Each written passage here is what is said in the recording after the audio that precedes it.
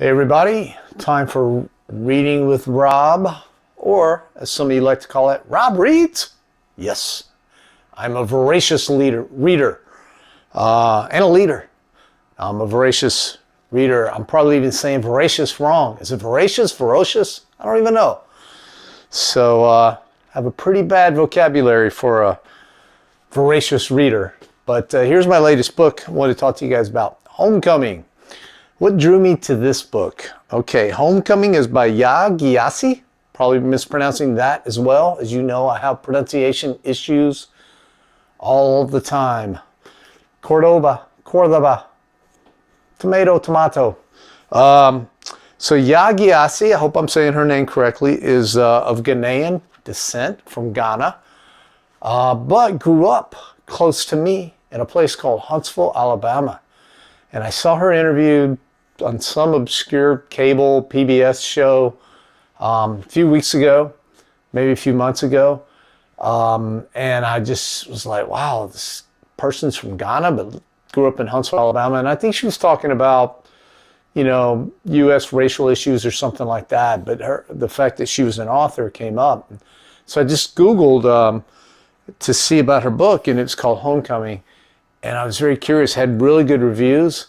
And I said, I got to get that book, man, because I am from close to Huntsville, Alabama, and I have been to Ghana. It's very near and dear to my heart. I have a very close Ghanaian friend, Quabs, if you will recall, if you've seen those episodes. So I wanted to get this book. Finally got around to reading it. It's fiction, but it is loosely based, I guess you could say, on her ancestry. I like it because it reminds me of the book Roots. Do you remember Roots by Alex Haley?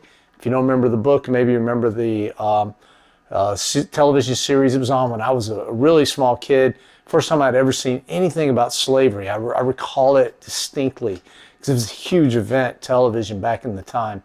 And I grew up in a very small community that was very mixed, black and white, full of course, you know, in the South, racial tension. Just, you know, but didn't know any better, you know, and I only knew black and I only knew white. And we were so young, of course, those lines were blurred. And of course, we were integrated school, and I had many friends who were black. And I remember when Roots came out, how intense it was because Kunta Kinte, remember Kunta Kinte? And I remember everybody talking about it at school. And it was both exciting, hugely entertaining, and scary too, because for the first time my young black friends in class with me were like, hey, you were the slave owner and we were slaves. I mean, that thought had never occurred to us before. So it was really interesting. When I read this, I couldn't help but draw some parallels to that. Obviously, I'm a much older, much more well-traveled since then, and understand the history many more times because I've done a lot of research. I've gone to Ghana. I've gone to the slave castles. And, you know, while I wouldn't compare this book to Alex Haley's Roots, it does draw some parallels to it. And so basically, without giving too much away, it goes all the way back to almost pre-slavery times, whenever, you know, there were wars going on in Ghana, and people were capturing slaves and selling them into slavery. And it tells the story of two different people and their different experiences. And then it basically goes from generation to generation through each chapter, through these two different lives, as how they splinter off and then come together, and culminating in modern times.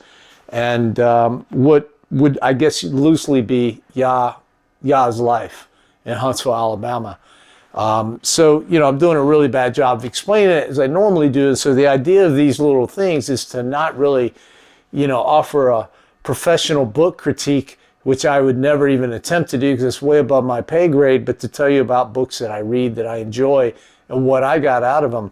And what I thought this fictionalized, but based on true events, book did for me was to give me insight into some of the real issues that you saw. So you saw everything from like the actual slave trade in Ghana from the perspective of those folks who were tortured and put through that horrific event, and then from their cousins and brothers and sisters who were outside of that event, who, you know, by the grace of God or whatever, luck, were able, or through skill or whatever, just geography, were able to avoid that fate and to observe it, but still suffer those repercussions.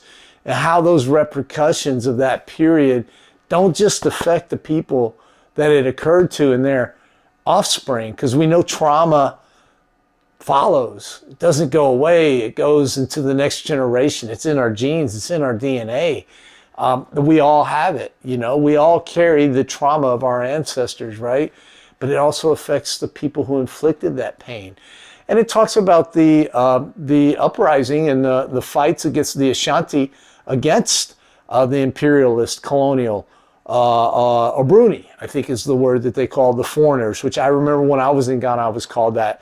So having gone to the slave castle in Elmira, I think is the name, I hope I'm recalling that correctly, and of course having grown up in Huntsville, Alabama, which just blows my mind that this young lady grew up in that environment, you know, obviously many more years later than when I grew up in that environment. So it's come a long ways. And Huntsville is actually a pretty progressive small town in Alabama. It's not even a small town. It's a city in Alabama, in northern Alabama. I grew up in southern Tennessee, south central southern Tennessee. But Huntsville was the nearest big city, if you will. We consider Nashville like a bigger city, a real city, a proper city, but Huntsville was second place there. And so, for example, I went to like one of my first concerts there. That's just where we went for entertainment because it was shorter than going all the way to Nashville, and the city was more manageable. But there wasn't a huge, you know, African-American community, but Yaa growing up wasn't African-American. She was Ghanaian American. So that, but also in the deep South. So, you know, as we get to the end of the book, I really found it fascinating just how, you know, she navigated that. And I assume, again, that was based on her life. When you see the young lady interviewed, she's just a very calm, cool, collected young lady, which is why I was intrigued, not just where she was from, but how she carried herself when she was being interviewed, and was just trying to clear up some misconceptions that were coming from the interviewer about, you know, race in America and how that applies to people like her who wasn't, you know, brought over, you know, many generations ago through slavery, but immigrated here, but also has a connection there. So anyway, I hope I'm making sense. It's called Homecoming, an inspiration. Actually, it's just called Homecoming, a novel, and it's by Yaa Gyasi. Check it out. Remember, you know, try to find a used bookstore if you're really just trying to like save a little money. If you're trying to help some local bookstores, that's always a good thing. You can get some pre-owned, pre-used, pre-loved. I think this one is actually for a good deal. Or if you want to buy new, just try to support the local booksellers as much as you can. Even if you go on Amazon during pandemic times like I do, to have it delivered to you, you can find local bookstores to sell it to you. And it's always good to support those guys. So there it is, guys. Highly recommend it. Very entertaining, easy read. And you go chapter by chapter and you're treated to a new story each chapter, but a continuation of the story as well. All right. Thanks a lot. That's Reading with Rob, or Rob Reads. You name it. That's what it is.